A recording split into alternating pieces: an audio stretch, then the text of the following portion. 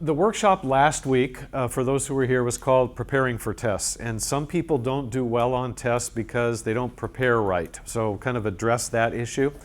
Today's workshop is test-taking skills. Next week is almost like part 2, if you want to call it that. And I just wanted to let you know what next week was going to be about. Sometimes when people look at these two names, it doesn't tell them very much. So this is the simple explanation. Today, I'm going to start with 3 general test strategies that would work for any test you have. And then I'm going to talk today about true-false tests and essay tests or any other kind of written test. Next week, at the More Test-Taking Skills workshop, I'm going to give 3 more general strategies, and then I'm going to talk almost all about multiple choice, since that's kind of the big, most common type of test question in college. So that's sort of the breakdown. And one other thing I want to say before we get into these right here is that it's impossible for me to do a perfect job of explaining to people how to be a great test taker. And the reason is because every class is different. Every test is different, every student is different, and so I can't address everything that you may struggle with sometimes on tests, but what I'm going to give you today are things that have helped a lot of students to do better on tests in the past, so I'm going to just kind of focus on those, okay? So first of all, we're going to spend about 15 minutes, 20 minutes or so on this. There are 3 things that I always suggest to students to help them do better on tests. And if you, by the way, I should say this too, if you don't study for the test, nothing I'm going to explain is going to help you. These are not miracles that I'm going to give you, like you don't have to study and you get A's. I'm not that good, and nobody is that good. You have to put in the effort, right? But here's the first one, and this surprises some people. I don't know why this is. This is a mystery to me, but a lot of students, when they find out that I teach study skills and how to be a better student, the first question they like to ask me, they kind of whisper and they say, "Can I ask you something?" And I say, "Oh, sure." And they say, "Could you tell me what's the smartest, best way that I could study on the morning of the test? What should I do?" And they're looking for, you know, like tricks and techniques or whatever. And I give them a really, I say, I know the answer to that. And what answer do you think I give them? Review what you studied for? Nope. It's one word. And they don't like to hear it. We're talking about the morning of the test, okay? So this is what I tell them. Okay? Don't. And they look at me like, no, you must have misunderstood me. What should I do? And again, they're trying to get everything possible. Well, I'm going to explain this to you in a second, but the basic policy that I always try to encourage students to do is don't study on the morning of the test. There are a couple of exceptions to that I'm going to give you in a minute. But this is the basic rule. Okay, so in other words, when you go to sleep the night before a test, usually you should lie there thinking, it's done. I did all the studying, it's all up there, it's not going anywhere, and just let your mind rest for a while. Okay? The reason that I usually suggest this is that bad things tend to happen to most people when they study on the morning of the test leading up to 5 minutes before the test. If you haven't studied at all, go ahead and get up at 3 in the morning and start cramming. That's not going to work very well, but go ahead. But if you have studied, here's what happens, and I've had a lot of students tell me this. They get up on the morning of the test and they think, okay, I've already studied, but how about if I study just a little more? You know, it couldn't hurt. So while they're eating breakfast or something similar while they're waiting, they actually open up their textbook or go to their notes and start just skimming through everything they've already studied. And all of that sounds okay, except really often what will happen is that they'll look at something in their book or notes, something important, and they'll look at it and think, oh, that's right. That's right, I forgot all about that. And then the next thought they have is, what else did I forget? And they start panicking. They start kind of getting confused. Other people do something even worse. They're flipping through the book and they see something and they think, oh, I remember that. Oh, but that's not the way I remember it. In other words, I put it in there one way. That doesn't look right. Well, all of that tends to hurt your confidence, hurt your ability to do well on the test. And so that's not a good thing to happen on the morning of the test. Now, there are two exceptions to this. The first one is a good one, and this may apply to some of you in here. If you have a test that day, but it's not until late in the day, like 3 or 4 in the afternoon, 7 at night, something like that, it's not a bad idea for you when you get up to at least do a little bit of light review. Not cramming, not studying or anything, but just a little review. Because if you get up at 7 or 8 in the morning and your test is at 7 at night, that's a lot of hours to pass without thinking about it at all. So it wouldn't be bad to just kind of loosen up your brain a little.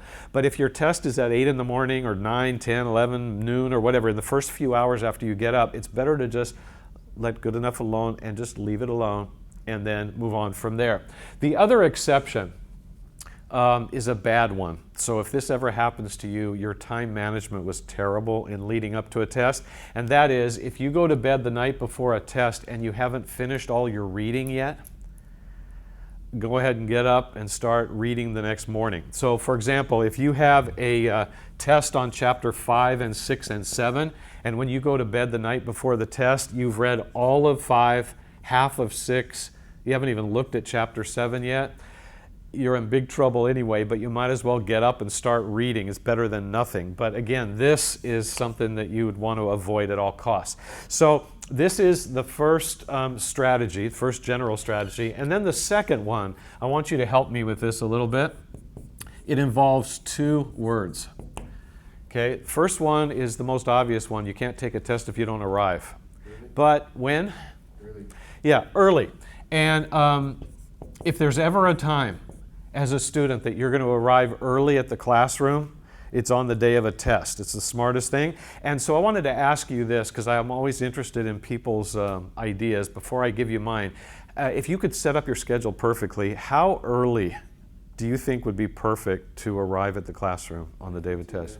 15 minutes? 10 minutes. 10 minutes? Any other? 30 minutes. 30 minutes? Sometimes when I ask people, the amount keeps growing. Okay, and so I wanted to tell you before I put this up here that a lot of students have told me they like to get to a classroom 45 minutes, an hour, something like that before the test. Now, if there's no other class in the room before yours, that means you can go in like an hour early and you have sort of the room to yourself. Well, if somebody shows up that early, what are they likely going to do while they're waiting for the test? Panic. They're going to panic and they're going to study, because it's right in front of them. And here's what happens. Kind of imagine that the clock is in front somewhere here. Students have told me, especially those who tend to get nervous when they take tests, all the way to very nervous, they tend to get to a test early and they sit there and study. So that's one mistake. And they also keep checking the clock. And they look at it like 30 minutes, 25 minutes, 20 minutes, and it's like the countdown to the electric chair. It starts to make them more and more nervous, which is not good. You're trying to minimize that as much as you can. So my suggestion to everybody always is to arrive 5 to 15 minutes early, and you may end up doing that normally in your classes, but as I said, especially on the day of a test, it's really important to do. Now, one of the things that I can tell you as a teacher, and having looked at a lot of student tests over the years, on average, people who are there at the beginning of a test score higher, a higher percentage pass a test than people who show up late. And this is true even if somebody's 1 minute late, or 5 minutes late, or 10 minutes late. It doesn't matter. They almost always score lower. And so one reason to get there a little early is so that you're there for the entire test and have all the time you need. That's kind of obvious. But there's another thing, and that is, quick question for you about this, is that if you arrive 5, 10, 15 minutes early and you're not going to sit there studying, what are you going to do for those last 5, 10, 15 minutes? Relax. Breathe. Yes, both of those sound good to me. Not take a nap or whatever, that's probably bad, but relax and breathe.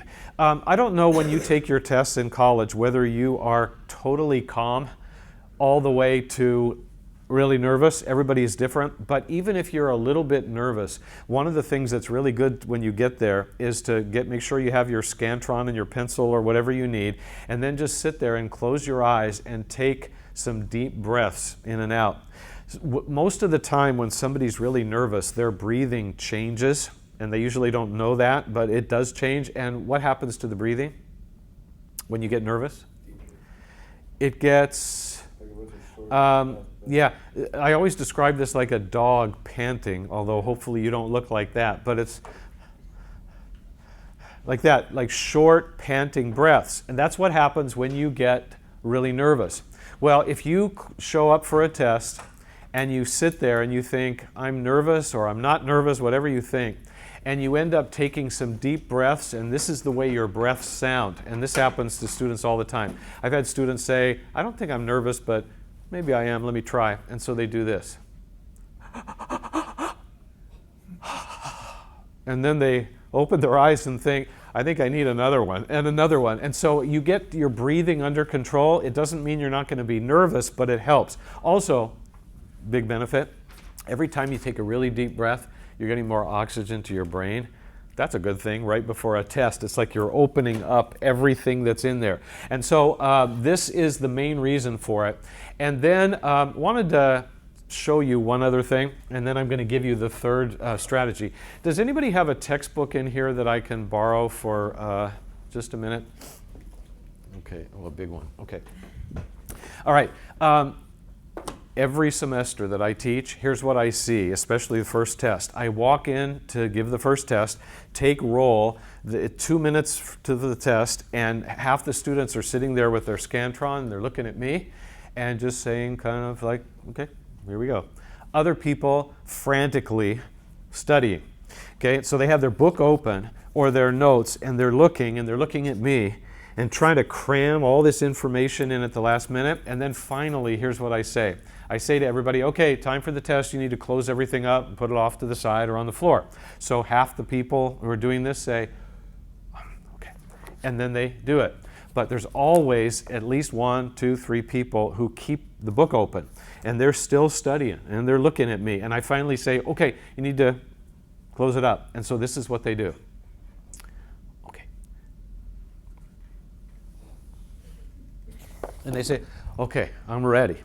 And I think what's going through their mind is, I'm the smartest person in this class because I used every minute of study time until the test.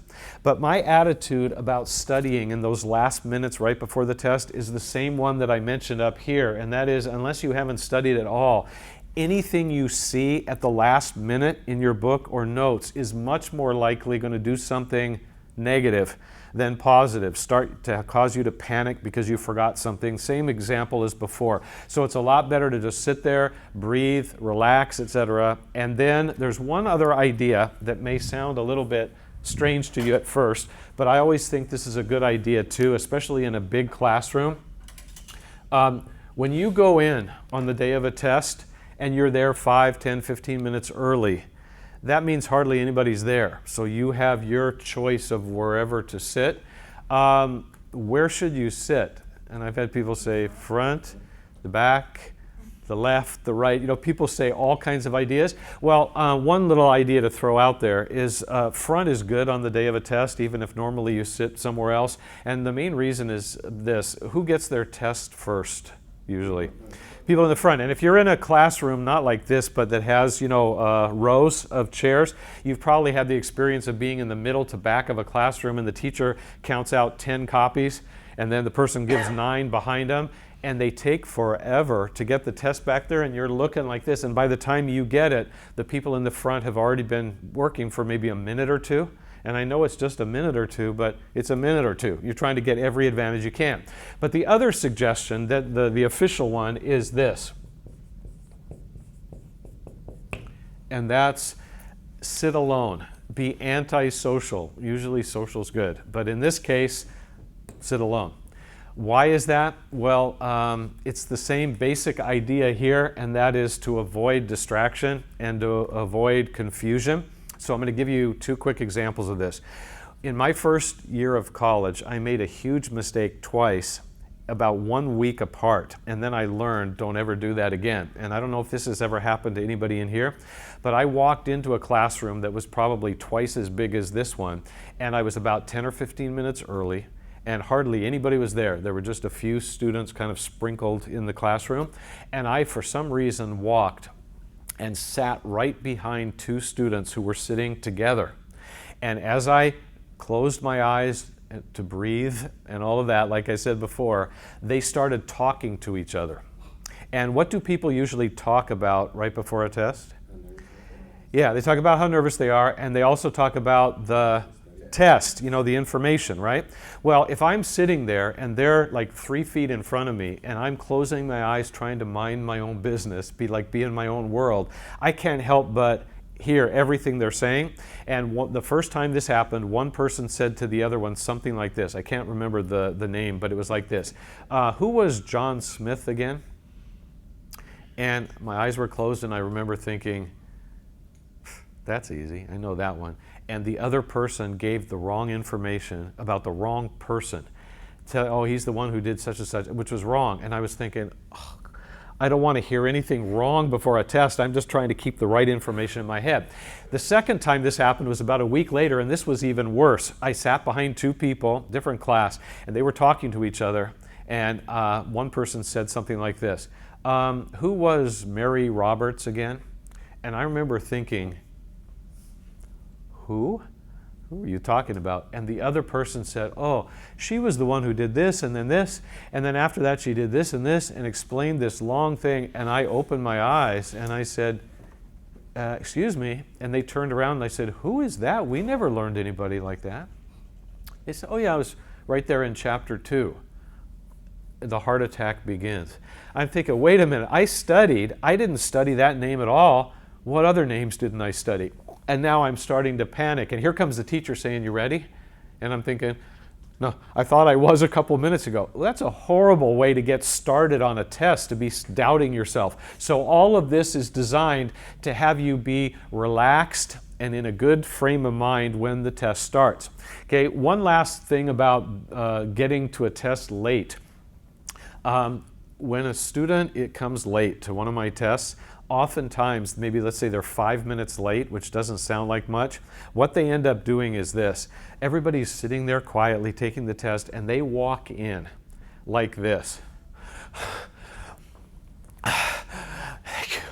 And I just look at them and I think, oh man, you are headed for disaster. When you are rushing, your heart pounds, your breathing goes faster and all that, the same things that happen when you're nervous. So if you're nervous and you're running late, forget it. And so you want to be there, and when the test is given to you, again, be in really good, focused frame of mind. It doesn't guarantee that you're going to get an A on every test you take, but if you don't do these things, you have a tendency to get off to a bad start. And when you get off to a bad start, it usually gets worse and worse after that. Okay, so these are 3 strategies. I'm going to give you 3 more next week when we're talking about more test-taking skills. Anybody have any question about this before we move ahead? Yes? I took my algebra test because right now I'm in Math 1A15 and I panicked at. I was trying to figure out the problems, how to do it. Right. And I thought it was going to come to me. It didn't come to me. One of the things that I hate to do is sort of to put you off on this. One of the subjects that's covered in next week's workshop is sort of how to get your brain working again if you start to blank out or get nervous, because that happens all the time. And it's no big deal if it happens. You just need to have a plan for how to get it going again. And that's one of the things I'm going to explain next week, so you have to wait a week. But that happens all the time. So any other questions?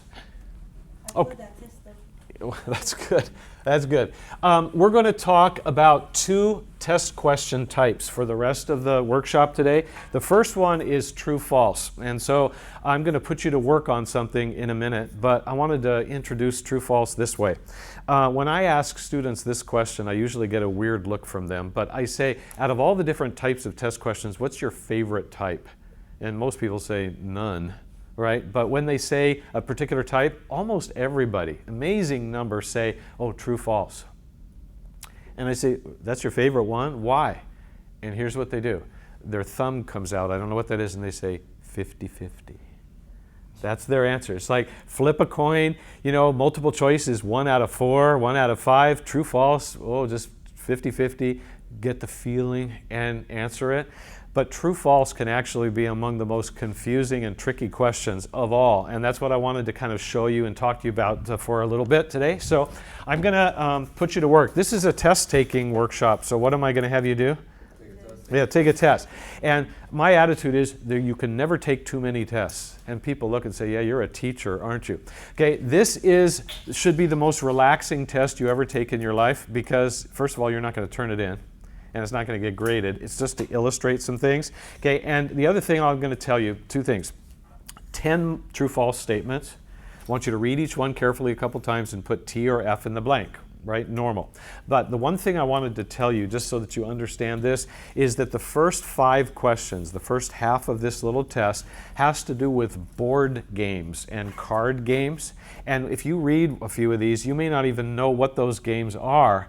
And so don't worry about it. Just look at it carefully and make your best guess. I'm not trying to test your knowledge of things, which is what usually happens on a test.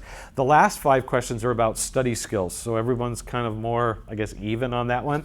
So again, you don't have to put your name on this. You're not turning this into me, but I'm going to give you about maybe 3 minutes or so to work through these. And I don't want you to go really, really fast, but I don't want you to get stuck on one either. So just take a few minutes to do these, try to answer them the best you can, and then I'm going to use this as part of my teaching in just a couple minutes. Okay. Now, whether you got all those right, whether you missed half of them, doesn't really matter for this, but what I wanted to say first is to make sure everyone understands the most important thing about true-false, and that is when you read a true-false statement, how much of it needs to be true in order for you to mark true.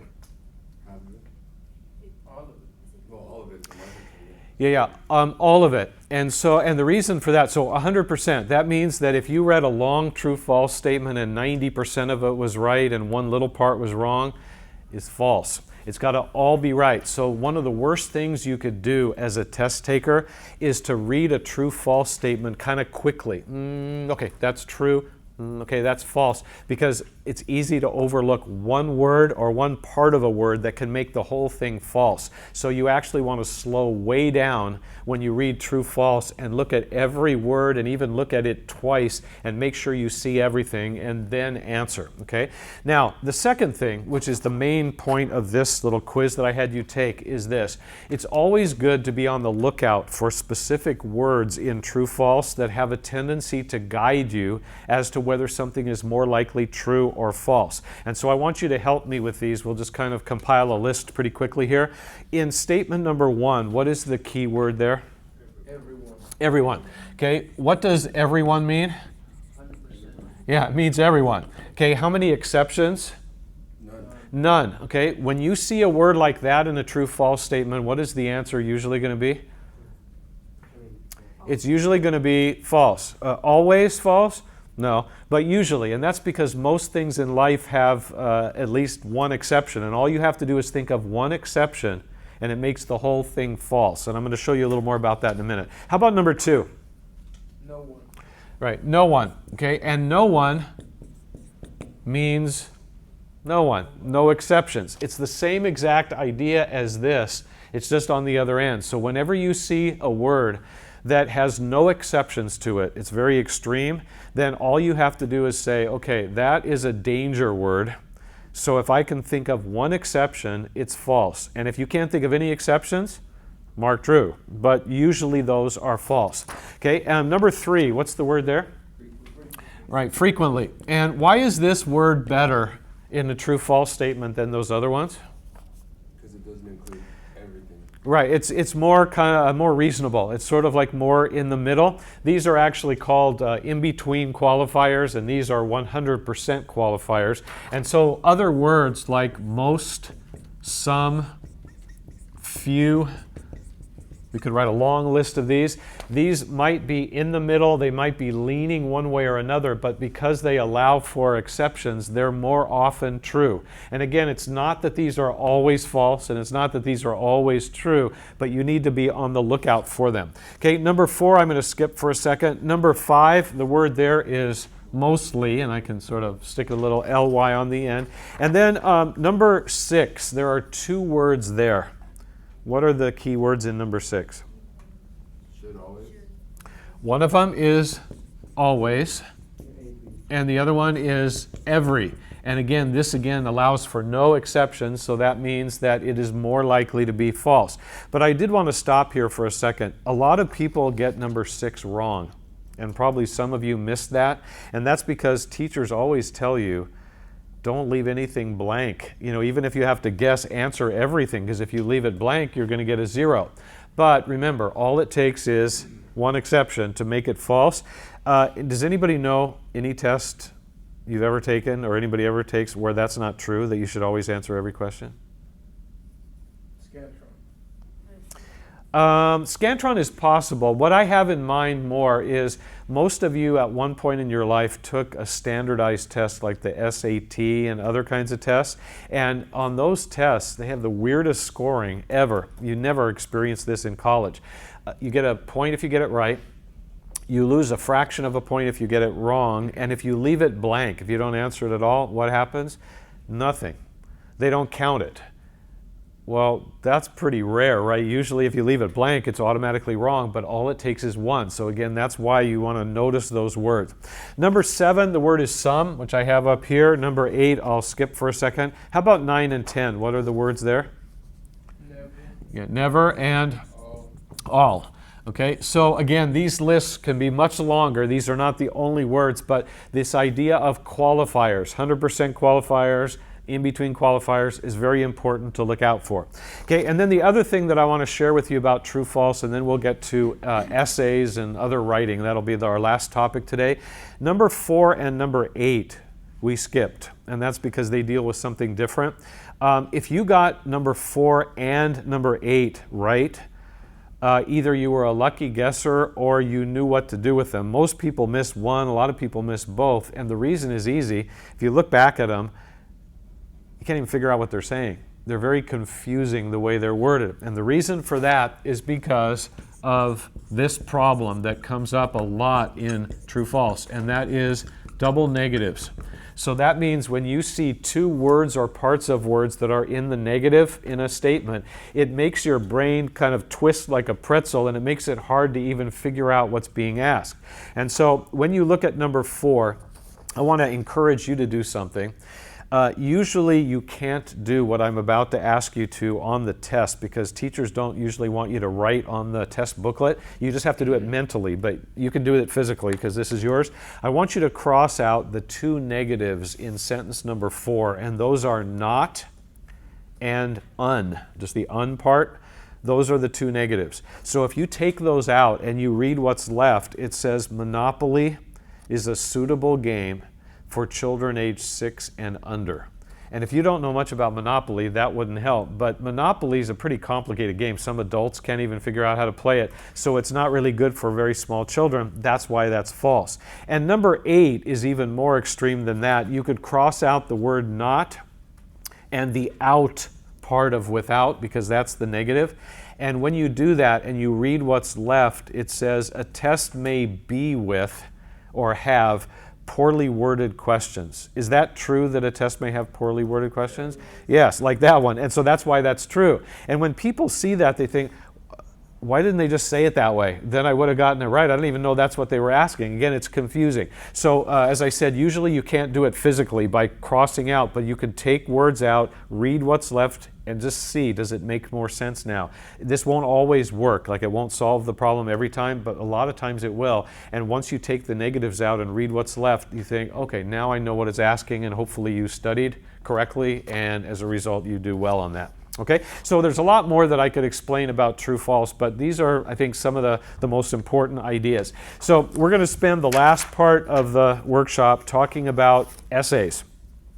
And this is most people's least favorite kind of test. If you love writing, and every time you get an essay test you get excited, that's good, but you're kind of in the minority. Most people would rather fill in a bubble on a Scantron anytime rather than write. So I'm going to give you some ideas, and I have to tell you one really quick thing before we start this, and that is everything that I'm going to tell you in the next 10 to 15 minutes has nothing to do with English teachers. Okay, all of you have had English teachers before, and you know the way they are with your writing. They get out a magnifying glass and they find every little thing, and they're very picky about everything. And the reason they are is because they're trying to turn you into good writers. Okay, so that's their job. But most teachers, when you write for them in college, they have a different way of looking at it than English teachers do. And so the first thing that I wanted to tell you is this. I don't know if you're familiar with these terms or not, but this is always an important place for me to start when it comes to essay tests. There are two types of test questions that you get in your life, objective and subjective. Okay? Every question is one of those two. Some tests have both on them, depending. Well, objective, the best way to remember that is that any question that you can answer by filling in a bubble on a Scantron is considered an objective question. So that would normally be multiple choice, true, false, that kind of thing. A subjective is totally different, and the most common type is essay, although it can include any kind of written assignment or report or anything like that. And the reason that I think this is important to know is this. All of you have done Scantron tests before, and when you get your Scantron back, you see pink lines, hopefully not too many of them, but pink lines, right? And those are all the wrong answers. And then you see a score stamped on there. That's your score. It has nothing to do with the teacher's opinion, view, anything else. It's just whatever you get, you get. And that's why it's called objective. But subjective is totally different from that. It is up to the mood and the opinion of the teacher, and they're looking for certain things, but there are certain things students do all the time in writing that drive teachers crazy. And if you drive your teacher crazy, what happens to your grade? Yeah, it just starts. Pretty soon it's circling the drain at the bottom. So if you know ahead of time what bothers a teacher, you'll try not to do it, and then hopefully that should help your grade to be better. So that's my job in the next several minutes, is to tell you some of the things that teachers really hate to see in writing, and then if you know those, you'll be careful to avoid them, and that's the whole point, okay? So the first thing is this. I want to ask you this from your own personal experience or just a guess. If you got an essay question on a test and then you had room to write on the front and the back or a blue book or anything else, what do you think most students do as soon as they read the essay question? What's the very next thing they do? Yeah, they start writing, which sounds like the right thing to do, but usually that's a huge mistake. They read the question and think, ooh, ooh, ooh, and then they just, here we go, they start writing. But the problem with that is, unless you're the greatest writer in the world, what ends up usually happening is that you write about something and then you think, okay, that's about it about that. And then you go on to something else, and then halfway through that, oh, you remember something else about the first thing, and your paper starts turning into a mess. I always tell students this, if you're ever with a teacher and you're watching their face while they correct your writing, and you see them, they're on the second page, and you see them do this. Like that, you can just sit there going, there went my grade right down the tubes, because they're looking, thinking, wait a minute, he talked about that over there, and now he's talking about it again, and you're making the teacher work way too hard, okay? So a much better thing to do than this is this. You get the essay question from the teacher, and you're ready to go, and before you do anything, before you write any part of your answer, it's a really good idea for you to write a really short outline. And I don't mean Roman numerals and all, nothing complicated like that, but just maybe up in the corner of your paper somewhere, you can just number from like 1 to 3, and then jot down a phrase here and a phrase here and a phrase here. And what are these things that you're writing? Yeah, they're the main ideas, the topics that you want to make sure you include in your answer, okay? If you do that, if you spend like 30 seconds to a minute sort of planning, okay, these are my 3, and I'm going to do that one first, that one second, and then I'm going to finish with that one, then what you did is you took a minute to plan. And you've heard the saying, it's really good to think before you speak, and we'd all be in better shape if we remembered that. It's also good to think before you write. And so you take 1 minute doing this. Everybody else is just writing like crazy. But when you start writing, you write about your first topic, you write about the second one, you write about the third one, and then when you turn it in, even if your writing's not perfect, it's so easy for the teacher to follow. It's like you're guiding them through. And if you were a teacher and you were correcting a lot of papers and you had to try to figure one out, I think you'd have the same reaction. So if you just deliver it in a way that's very clear and organized, that really helps. And so just writing a brief outline can help a lot, especially if writing is not your greatest strength. Okay, the other things that I want to share with you over these last few minutes are on this handout, and I'm not going to be able to go through all of this. You can certainly take this with you and read through it a little bit more at a later time. I think there's a lot of good advice on here, but I just want to hit on about 3 or 4 things that I think are maybe the most important on here. The first one, when you look at the top of the page, is it says the most crucial task you have when preparing for and then taking an essay exam is to ask your teacher exactly what he or she wants you to include in your answer and how you're supposed to write it. And this is extremely important because essay tests are subjective, as I mentioned, and each teacher is unique in terms of what he or she wants to see and doesn't want to see on your paper. If every teacher had the exact same rules for writing, life would be a lot easier, but every teacher has different rules. And again, we're not talking so much about English teachers here. Okay, so here's what I want to show you. A couple of things. First of all, I have talked to a lot of teachers who are not English teachers but who have their students write, and I've asked them what bothers you the most about student writing. Number one is what I just explained here, writing that's just all over the place and not organized. But the second thing that drives teachers crazy, so this is good for you to know, has to do with number 1 under the general guidelines. It says read the question carefully and watch for instruction words. Okay, what are those? Well, turn over to the back and I want to show you some examples here. This is not a complete list. There are a lot more than this, but you see the words compare down to summarize, and you see the meaning for each one. Every essay question you ever get in your life is going to have one of these words in it or another word that means something similar. And what most students do, which lowers their grade every time, is they ignore that. Okay, so here's my example. Look at the second word on the list. It says contrast, and you see the meaning of that. Okay, here, imagine you're in an English class. It's a literature class. You've been reading stories and books all semester long, and you go in for your final exam, and here's the final exam. Teacher says, contrast this character from this book with this character from this book. So that's your essay. Well, if you're like most students, you ignore that word, and you write everything you know about that character, and everything you know about that character, you just throw it all on the paper, and then when the teacher reads it, they read it and they think, ooh, this is all good stuff, good stuff, good stuff. D or C or whatever. And why are they giving you a bad grade if everything you wrote was good? Because what did you do wrong?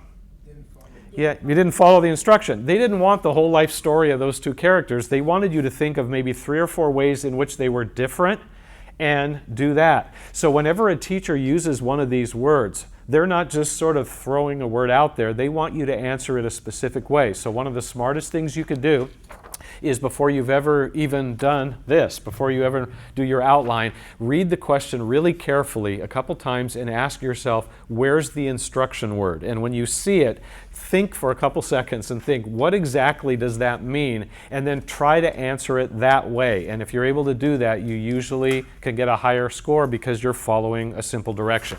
Okay, back on the front side, I want to give you a couple of other ideas. Number 4 under the general guidelines says incorporate the question into your first sentence and briefly state your answer to the question.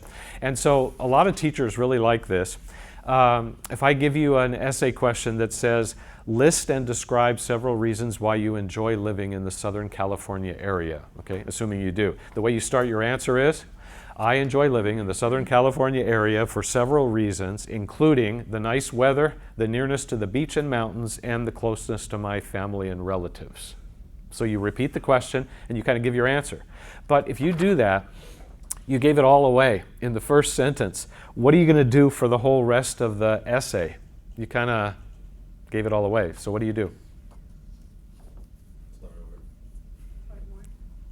Write more. But what kind of writing do you do? Well, Number 5, in the rest of your essay, develop the points that explain your answer and provide enough details to show that you know the material well. This is something that I always think is good news for everybody to know about. I've talked to teachers a lot and I've asked them, when you're reading a student paper and you're impressed, it's good. How do you decide whether to give the person an A or B? Because those are both, really good grades. And the answer almost every teacher gives me is the D word, which is details.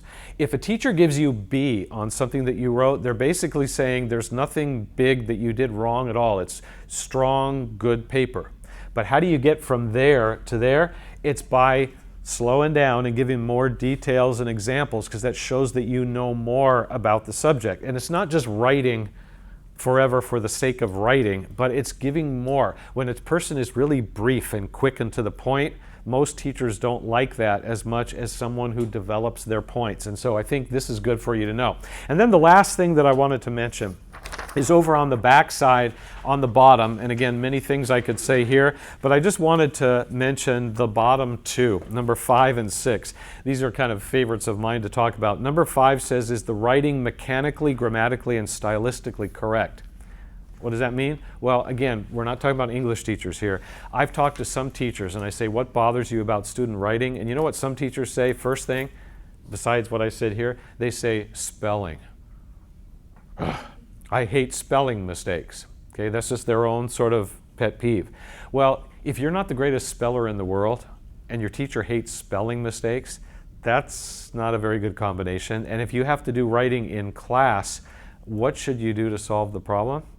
Well, one of them is to ask the teacher, can I bring a dictionary to use when I'm taking it? If they say yes, then that solves the problem.